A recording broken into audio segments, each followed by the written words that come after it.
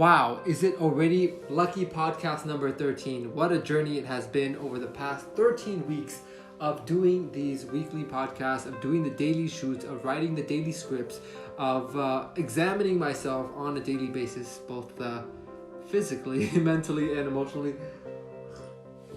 And I do mean physically, as I've gotten to really appreciate my body during this time, which I don't know how we're on this topic now, but yeah, I've gotten to really appreciate so much of what I overlooked and ignored. And just as I was getting ready for this particular podcast, I was thinking, this is such a crazy adventure that I've begun that I don't know where it's taken me. But I'm happy with where I am. Well, I'm happier than when I began. I'm happier in the place that I am. It's been tremendous amount of going through hell, tremendous amount of going through so much mental, emotional torment that has led me to contemplate what it would be like to have my last year of life and give it a push unlike any other that I ever had to get to a better version of life. 13 weeks is quite a long time for some transformation. Although there has been some physical transformation, there's been a lot of internal transformation of trying to find peace, trying to find happiness, trying to find contentment and a sense of it's okay that life hasn't given me everything that I wanted, because I have myself. And I know it sounds not too great, but truthfully, most of life is not getting what you want, and the little bits of time that you do is what we live for. But if we could be content with where we are in life, how much more of our time would we enjoy, as opposed to that weekend mentality of the vast majority of the week is just to live for the weekend. It's like the vast majority of our life is to get to a destination. But what if we could enjoy, as cliche as it sounds, the journey? Or what if we could enjoy the contentment to the happiness, to the peaks of joy, more than the journey? Because the journey sounds like a fun thing already. Like I'm quite adventurous. So when you say journey, I'm like, yeah, I'm up for that. But when you say, melancholy and humdrum and mundane and the ordinary, to find bliss, to find happiness, to find beauty in that, in the peaks. Because even if you reach a higher status in life and you have a fancier lifestyle, that becomes the new norm of mediocrity around your environment, around your circle. So it is always that game. So I'm learning to appreciate where I am in the process of where I am hopefully going. So that is what I had a brief moment of reflection prior to starting this, and I was like, wait, if this didn't happen, then this wouldn't happen, and this wouldn't happen. And so a lot of the series of things that have led me to where I am right now, which is actually a pretty interesting place in my life, I do see some incredible things happening in the foreseeable future, and I'm saying like not months, not weeks, days. So the bringing to life of that. So I'm really excited about where I am in life and where things might be headed. In this week, I covered a lot of variety of topics. One that always has the greatest sentiment to me, and one of the biggest catalysts to actually starting this journey. Okay, I'm getting messages from my business stuff, which I need to definitely look into. But the biggest catalyst was emotional torment, was how the breakdown and the dismantling of the most beautiful relationship that I've ever been in, and the idealistic future that we were both working towards, both dreaming about, of having or being a family together, coming from broken pieces. That's wow, we could have been. That has probably been like more of a 20-week journey, and it's still very much haunted by that, and that's what led to episode or day number 85, Empress, And in that, I discuss how vital or how fatal a woman can be next to a man that is trying to achieve something. How much I have seen the destruction of the wrong person, and how much I have seen the beauty of the right person, and how this has helped me to appreciate each other. And both of them have contributed. I don't want to say equally, but significantly, because it's not equally for someone to have not put in effort and to cast me aside, as opposed to someone who has sacrificed tremendously a lot and put her future in my hands, and then it not working out. So there's a huge difference between the ones that have at least attempted to be there, attempted to be the partner until death do us apart, which is actually a very interesting saying that has always bothered me, actually. Like, do you apart? You have no idea what's on the other side, and then you wake up and you're like, no honey, we said until death do us apart. So I'm gonna go find what's out here in this afterlife. I remember this funny show that was like, can we remove the death part? Can we only can we continue on after death? And he was not for it. He's like, no, only until death. Only until death. I want a new beginning in the afterlife. But yeah, that one was very interesting for me to write, because I almost got married at age 21, which could have been one life. I almost had a very serious relationship, the second one, and of course saw a future there. And the third one was the closest that I ever came to getting everything that I've ever wanted, and that has also evaded me and left me to begin anew. So it's been a journey of finding out what qualities I'm looking for, as well as what qualities are dangerous. Right now, I just am at peace, or I'm trying to get to peace. I can't say that I am at peace. Day 86, dissonance. I was referring to cognitive dissonance, and it had to do a lot with both the way that I perceive myself mentally, as well as the way that my actions portray who I am, and something that I thought about very, very vividly that haunts me: my actions when I am emotionally invested into someone in the context of being in love, and the mental and emotional conflict of an internal war of, I know this is harmful, I know that I should not, but I am. And so that sort of cognitive dissonance between emotions and mental has led me to do some things that I was not proud of, such as when I was working 2 jobs to supply finances to my family.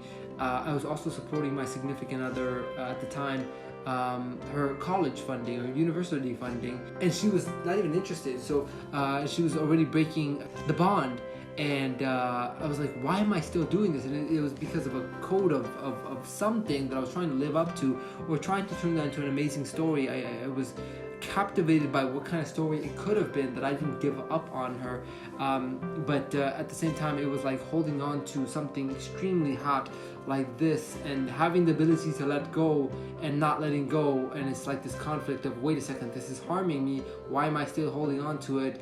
But you hope that it changes, you hope that the situation turns itself around, but it did not. And so being in conflict with myself is one of the greatest dangers of inaction, of making the wrong decision, of being extremely susceptible to manipulation.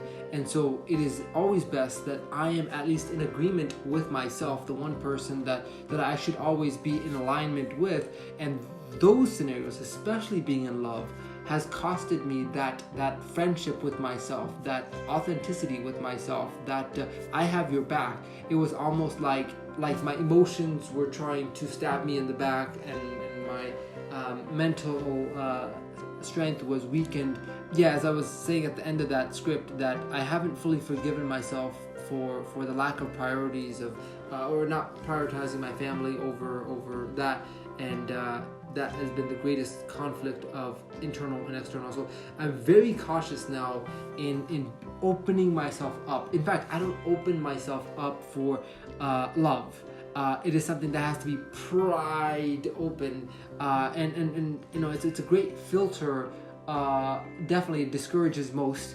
Not that I need to give any more reasons to discourage, but especially in this building phase of my life, I can say that I'm not too eager to find that, as I have priorities and I have responsibilities to fulfill. So, speaking of that, day 87 was about forgiveness, something that I needed to do for myself. And truthfully, I can't say that I still have forgiven myself. There's a lot of things that still haunt me, and I'm trying to get to a point where I can be at full peace with myself. I give myself rational justification for, look, you did everything you could. You went this and that and this. But there's always that feeling of, what if I did something different? What if I did this? What if I that? And it's because I wanted a different outcome. With the experience and the knowledge that I had and the growing wisdom that I needed, I made the decision that did, and I've always, as soon as I've come to realize that I made a mistake, I would retrace. I would not let ego stop me from admitting that I made a mistake. And that's one thing that I do admire about myself, is that I will be adamant until proven otherwise, and then I will be very much open to admitting that I was wrong.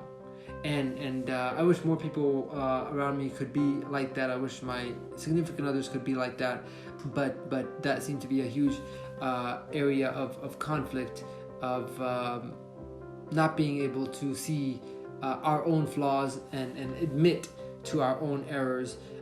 So there is a lot of baggage that I carry emotionally and mentally, and that's that forgiveness of removing those heavy loads and being able to just be, and not carrying the past around, which I definitely know that I am. There's a lot of the past that I can't seem to let go, can't seem to shake off, and maybe because I'm just a nostalgic individual that cherishes memories, cherishes the times, because trying to cut that out of my life, it's like cutting off of a limb.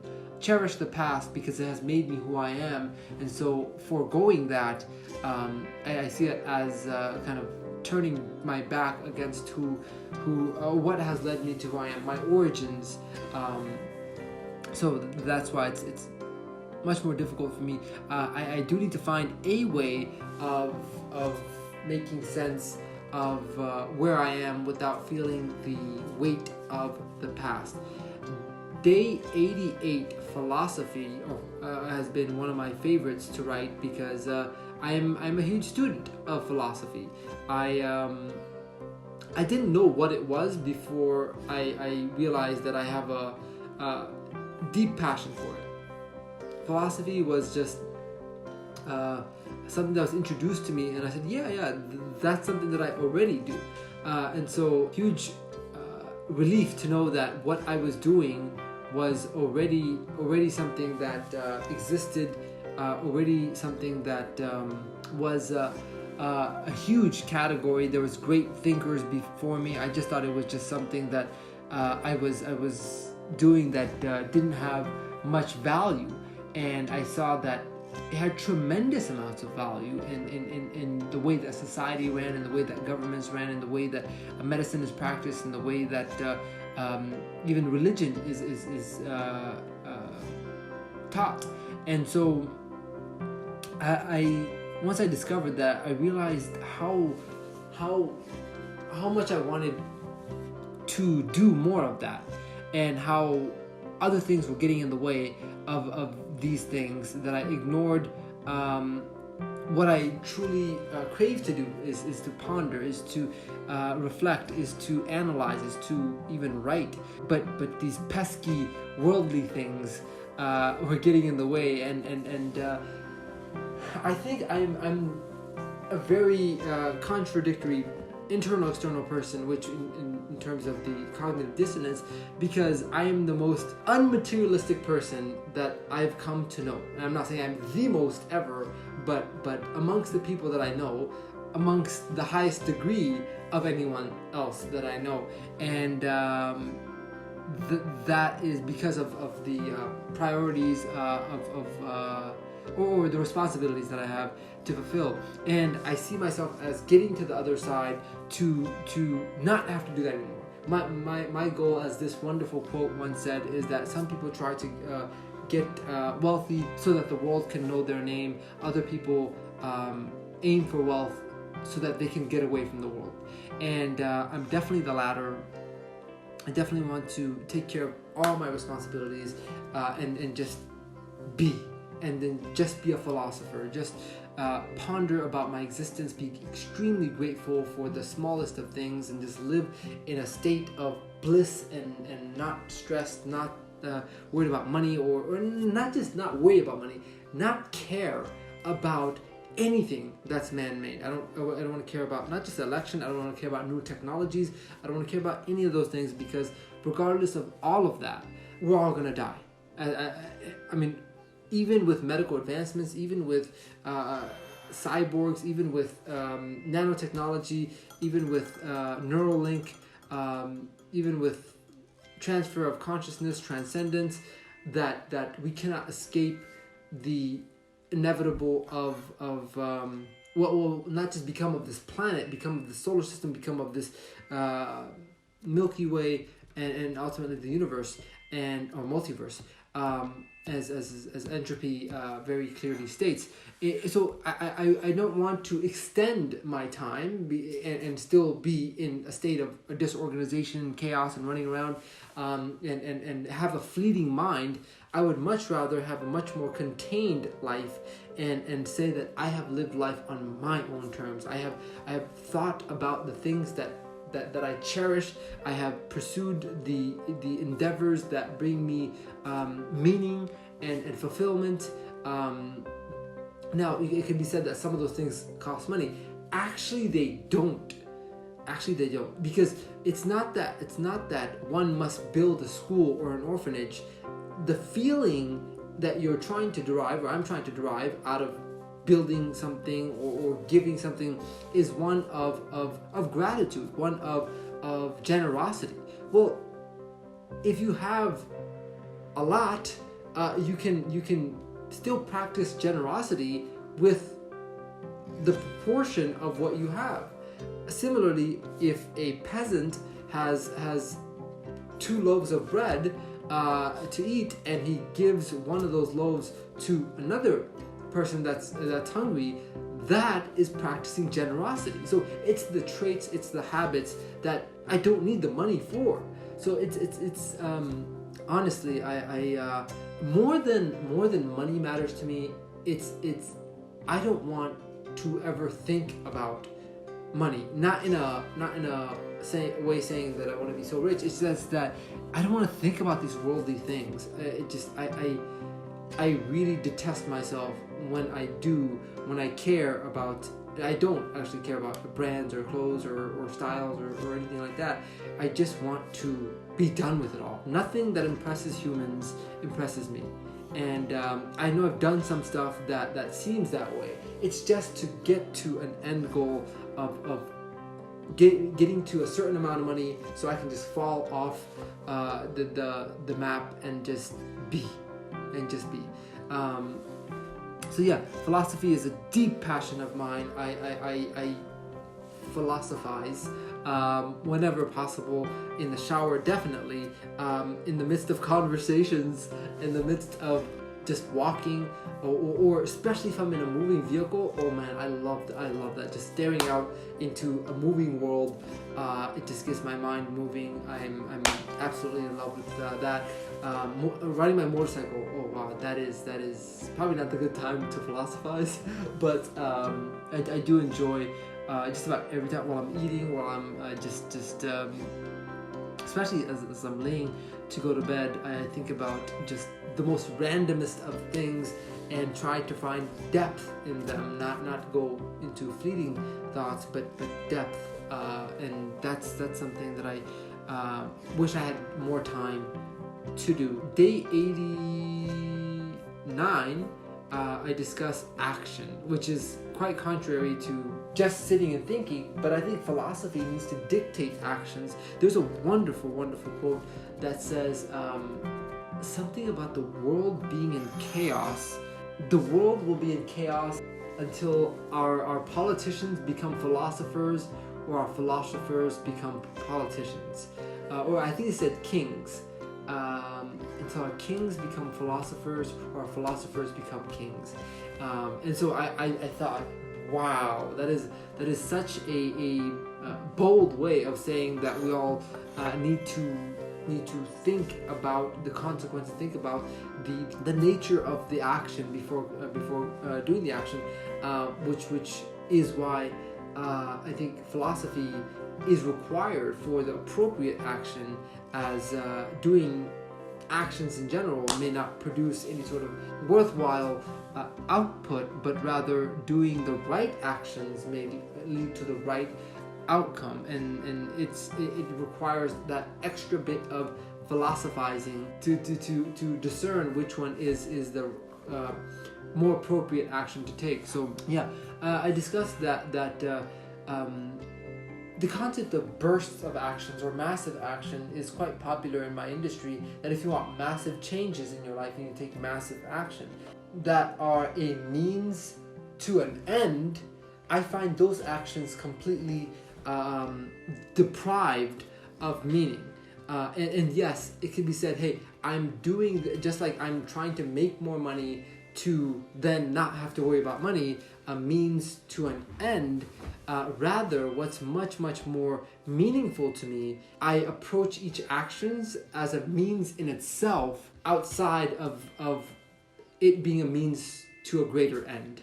So what that means is the little steps that we take in our lives to the greater outcome should be as significant as the greater outcome. And if we can live like that, then we don't have to live life in just an approach of let me wait until I get to the end of the road to enjoy my life. Let me not wait until I get to the top of the mountain to enjoy my life. It's that each step of climbing that mountain, it becomes a blissful experience, becomes a meaningful experience, becomes something that we draw depth out of. And what that means in practical terms for me is to embrace each day, each moment, each up, each down, each left and right. Really, really be present there. And I gotta say, I'm more present than I have been prior to this journey. I'm sure I can be much, much, much more. But nevertheless, realizing it and now counting my days to some end has given me a sharper realization of how much each moment, each meal, each conversation is an end in itself. And if we treated like that, we would use people a lot less like tools. We would use our time much more prudent. We would appreciate the things that we overlook. We would do the tasks that we do mindlessly with more attention in the beauty, in the essence of doing that task, such as eating, a joyous experience, to embrace that. And I gotta say, I could do a much, much better job in that myself, and to really grow in a way that we never have before, going deep into each step as opposed to waiting for the monumental growth. So that's why I think the actions that we take not only matter in the scales that we overlook, like, well, these are the tasks that I do every single day. Why does it matter the way that I tie my shoe? Why does it matter if I eat without any disturbances, without also watching my phone screen? Why do I have to be mindful while I'm doing something such as cutting up vegetables? Why can't I also listen to this or that? It's that part that I think we lose out on realizing that these moments of our lives are in themselves everything there is, because it's nothing about the imaginary and unknown future exists. It's that right now I am here in front of you, as present as I can be, and that is all that there is. That the future is completely unknown. I have, of course, some plans, but that is as vague as any imagination might take me, because the course of so many variables that I do not control dictates what happens, as opposed to my own intentions. And then the past is not only gone, not only unchangeable, but also a figment of my imagination, a ghost that not only haunts me, but a ghost that I'm making up, a ghost that is not clear or certain, as it's something that may or may not have occurred the way that it did, and there could be artificial memories that I'm haunting myself with. So in saying that, the past being a imaginary concoction of my mind, and the future being imaginary projection of my mind, the only thing that I know for certain is where I am and where my attention is at the present moment. And if we can direct more of that to what we're doing, we would live a lot longer, because our mind wouldn't be back there or over there. It would be right here. And that's the only reality there is. Everything else is in the vagueness and the ethos of the or ether of the imagination. With that, we come to day number 90, Heartless, which is actually a piece of literature that I wrote many a years ago. In fact, I was in high school, so this was over 10 years ago. I remember sitting in the Peking Duck House Chinese restaurant that I worked at, and just going through a lot, and I started writing. I don't know, maybe one or two of these lines began haunting me. I think it was the purpose one. It's a purpose without a cause. It's a race without a pause. And I think it was the first line, the purpose without a cause. And that led, and I was like, okay, what's another phrase that rhymes? And that just keep growing and growing and growing. And I continued writing that on the bus. I continued adding on to it, and just poured all my thoughts that I had at the time into these lines. And I have since then relied on this to make me feel really at peace. This almost very dark and bleak reality of it, piece of literature. I don't know if it's formally a poem, because I didn't intend on it to be. I was just like rhyming words, but I really like it. I love the ending, by the way, which I love reading to myself. It's sleepless in the night, it's confusion about what's right, it's the goals that we could not reach, it's the friendship that was forced to breach, it's what haunts us to our graves, it's the addictions that turn us into slaves, it's the just that are forced to pay, it's the wrongdoers that get their way, it's the memories that consume, it's the tragedies that loom, it's the world that faces the end, it's the human hearts that need to mend. And I remember I made a video of that when I was actually editing videos for myself, and I had stayed up the whole night trying to get the right recording of this, because it was just something that I didn't want to lose. And I'm glad that this piece of literature wasn't lost, and I had forgotten about having written this. There's so much depth to it. One of my favorite lines is not something I read. It's the chaos the teachings bring, it's the angels that cannot sing. Those two lines have so much depth in there that if one were to analyze, I'd be curious if instead of my name, that some great poet's name, literary name, was attached to this work.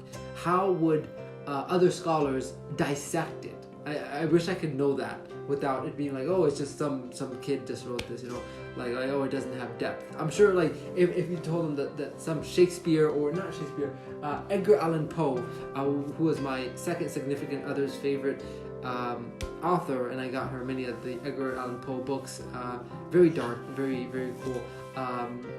If I said Edgar Allan Poe wrote that, I want to hear like what sort of feedback comes out of, or extrapolation comes out of there.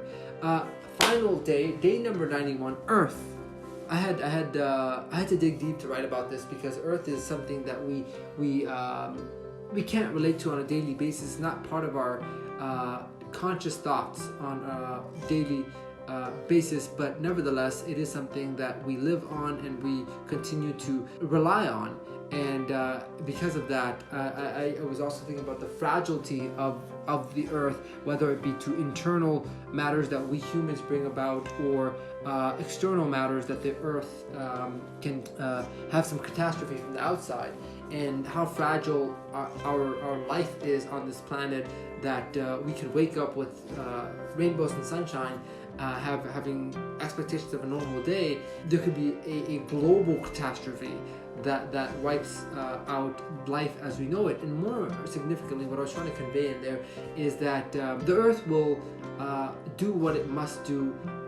We humans are kind of the most unnatural thing on the surface of Mother Nature. And that's something that I don't see most people admitting to, or most of these sales pitches of recycling and save the trees and hug the trees and or whatever the thing is. It's not for the trees, it's for the human beings that are trying to live. So it's not save the trees, it's save the humans. That should be the campaign. So I almost detest this feel-good notion of, oh, I planted a tree. Who did you plant the tree for? The tree was going to grow anyway. You're trying to save yourself. At least admit that. Say save the humans, and be more authentic in that marketing. It's not about saving Earth. It's about saving the humans. It's not even saving about the animals. The animals, there will be dying of certain species and the birth of new species. It's the humans that are trying to save themselves. With nothing wrong with that. Just say it for what it is. With that, I appreciate the time that we've shared. Hopefully there's something that you've taken away. I'll leave you with a thought of philosophy. Do you consider yourself a philosopher?